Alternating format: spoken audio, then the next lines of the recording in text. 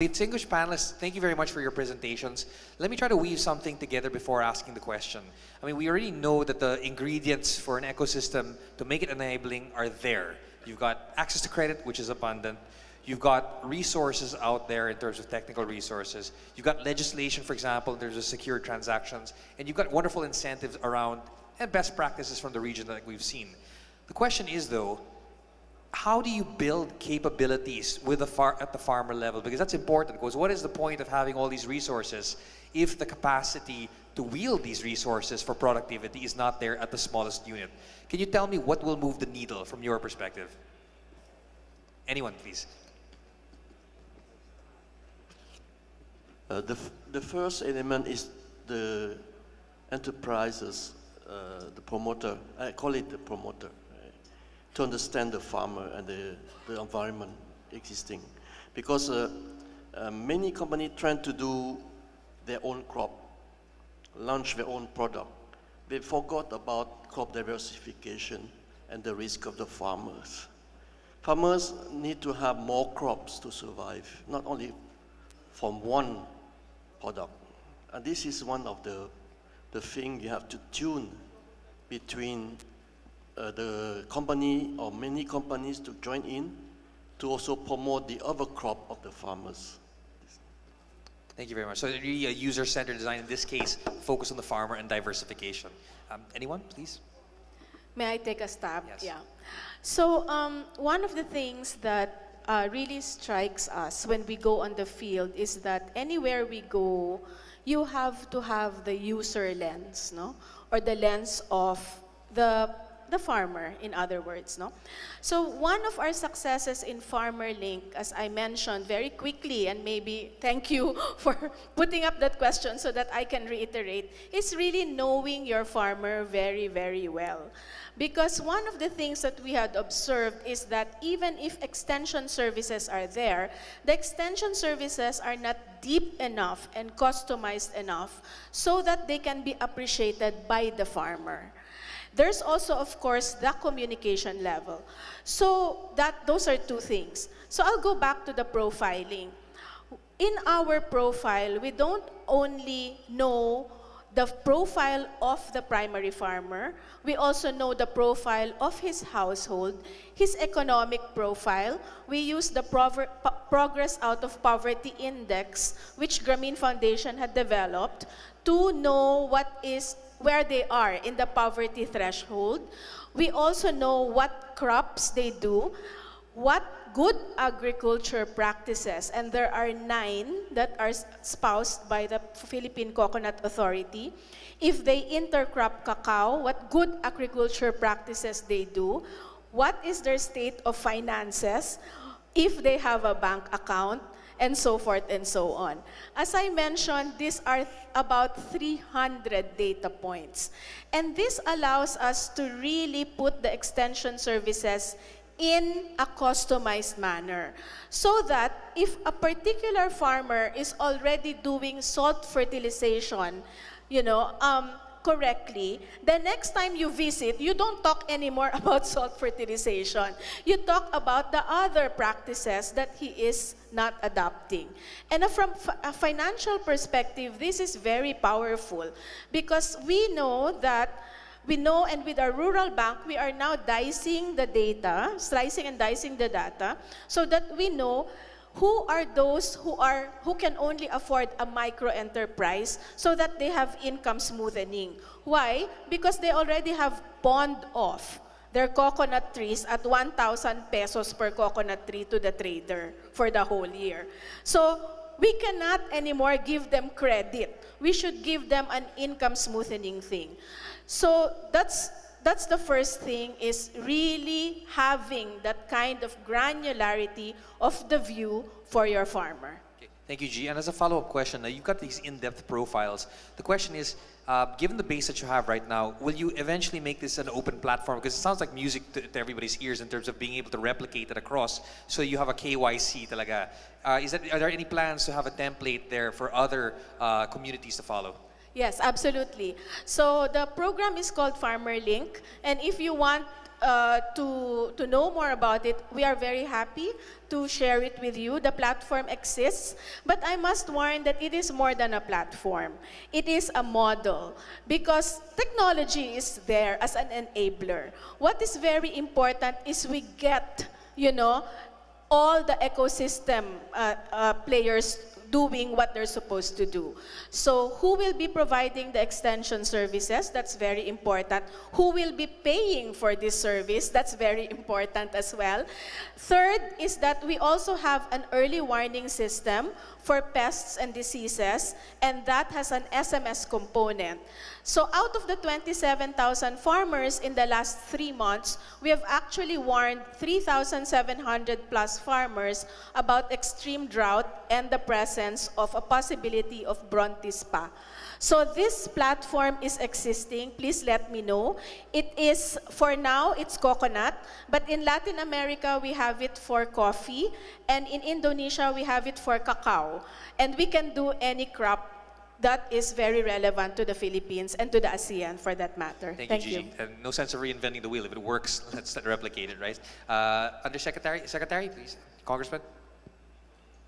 What is welcome from what I'm seeing today, which I did not see before, is the fact that big business and many big brother companies are partnering with our producers. And I think this is what's important, Quintin. There are many ingredients that are there, but we need a conductor, somebody who can consolidate all these efforts together and allow the farmers to concentrate in what he does best, which is to plant. But let the big brother mentor companies here help lead entering the markets. But it's a chicken and egg situation, because how are we going to convince many of you to stay in agriculture as consolidators and market penetrators if we also don't have the financial ecosystem to help you to stay and to help our farmers to stay planting? And that's the reason why I really think all of these risk mitigating instruments is very critical, especially in a country like the Philippines where we have more than 20 tropical cyclones in a year. It begs us to ask ourselves, why are we not going head on into protecting ourselves with more innovative crop insurance products? Why don't we have a very efficient warehouse receipts program? You cannot have a very strong warehouse receipts program unless you have a good post-harvest and storage system. So all of these adaptation measures are very critical to us. Why are we pushing farmers to give up real estate mortgages when they don't have real estate? So that's very critical. That's why we need to put a secured transactions law in place so that movables and personal assets can be used to leverage for financing needs of farmers. Okay, thank you, Congressman. So value chain, fit for purpose services, and at the same time resiliency in terms of the kind of tools and mechanisms. All right, sir. I think for Atisco, I think we have a very simple formula. We must trust our farmers, that they can deliver. And we also trust our big businesses, even our medium-scale businesses. They are there and willing to contribute something for the development of our agriculture. Thank you, Mr. De Lima. Undersecretary? I will agree to the good congressman that financial and credit is very important. As you could see here in the Philippine setting, you will see that the bias to those farmers who will be accessing credit versus those who will be wearing their ties upon going to the banks. It's as if we are inherently suspicious that farmers will fail from the very start. That's number one. Another is capacity building is basically basic mentoring, and it's so good that the good PA right now, I'm referring to Sir Joey Concepcion, had been initiating mentoring. If you will be looking at our Philippine education setup right now, other than the enrollees for farming, what they call discipline keeps on diminishing, did we really evaluate the gap between what the institution, I'm referring to the state universities, are teaching versus what we really apply in the real industry versus our competitors are doing? So there's really need to review those what you call aspects. Thank you, Undersecretary. And speaking of which, I mean, the backbone of the industry is really the farmer, the human component, the demographics here. I do note, though, and this may reflect also a regional trend, that the average age of the farmer here is pushing 60 already, right? So the question I have is, how do you incentivize, 57, right? So how do you incentivize the next generation to come in and say, maybe a call center is not for me, maybe going back to the field as an entrepreneur, as an agripreneur, is the sexiest thing, to borrow Amor's term, and at the same time to make sure that this is a sustainable enterprise for the next generation to take the sector forward. Any ideas, please? Maybe we have a very simple experience. Young farmers don't want to use any more carabaos, but they want to drive tractors. And they want to pay attention to new technology, ICT. So it's a matter of introducing these new technologies, which is very popular to the younger generation. And I think the motivating factor there is money. If there's an income, you can motivate the young ones to go back to the farming communities. Thank you. So technology and proof points on incomes. Thank you. Congressman? You want to motivate the kids to stay in the farms? Very simple. Show them it's profitable.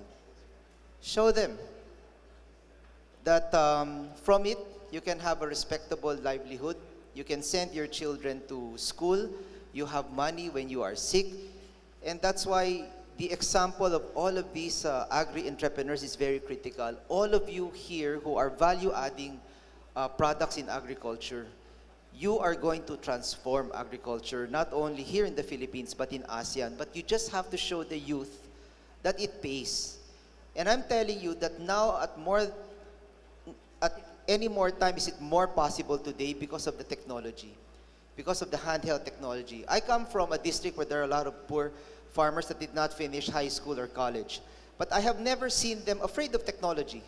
I see kids using smartphones, watching videos on YouTube, connecting on Skype, connecting on Facebook.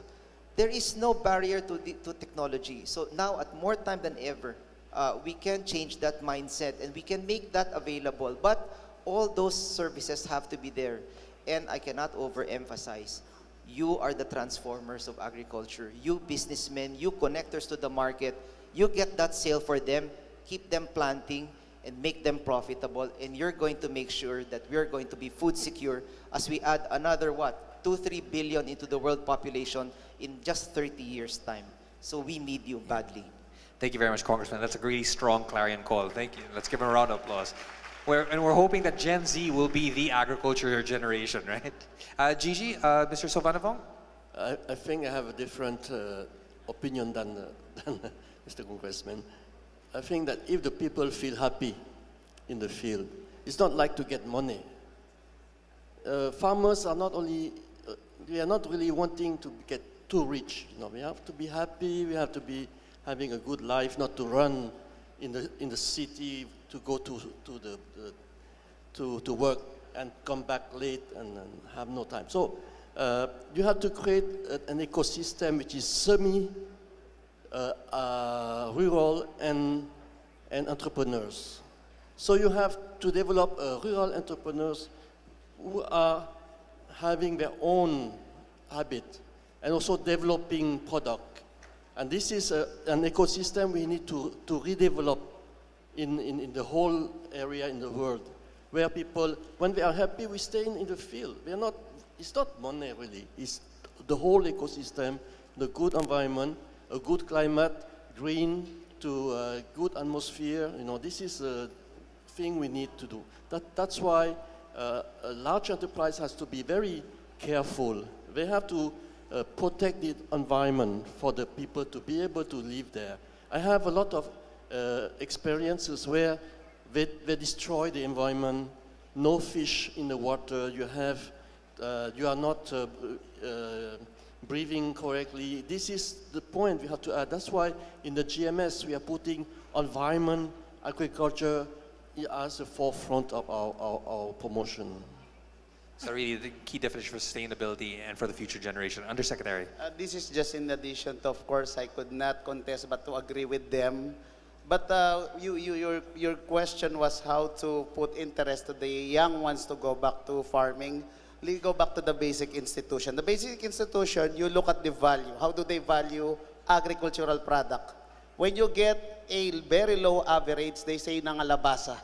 Kalabasa means pangit. When you get a 0 score, nangitlog, that is itlog. As a farming or agricultural related courses will be second choice when you fail on getting something which is your primary course that you want. So that value, that interest of putting to the children on the basic institution which is a school that farming can be competitive to medicine and engineering related course. I think if that interest will be inculcated, then it will flourish and start putting back the interest and go back to farming. Thank you very much, Undersecretary. And as was said in the panel, technology is going to be that enabler and maybe what makes it more resonant with the next generation of farmers. Gigi, would you like to add warm words, and also Mr. De Lima? Yes, of course I agree with all of them, but I would like to add a little bit more spice to it. I think we need a lot of stories and the use of social media, because the success stories are really something that, you know, excites people, and a short 3-minute video of something that is can be more powerful than sitting in a classroom for 1 whole year. So I think we should also, and this will take, and maybe you will not agree with me, but we are a culture that values university education so much. A lot of the farmers that we have interviewed have only one aspiration, that their children should graduate from college. But what can college education do, you know, for you to make your farm better? That is a question that I would like to throw and keep open. Yeah. Thank you very much. And it really is hued towards a storytelling culture, which is really ripe in ASEAN. Mr. De Lima, any final words before we wrap this wonderful panel up? Anyway, when we got older, we want to go back to the farming communities where we belong. Ladies and gentlemen, this is a wonderful panel and really a lot of springs of hope for the future. Thank you very much for your kind attention. Let's give a warm round of applause to our distinguished panelists. Thank you very much.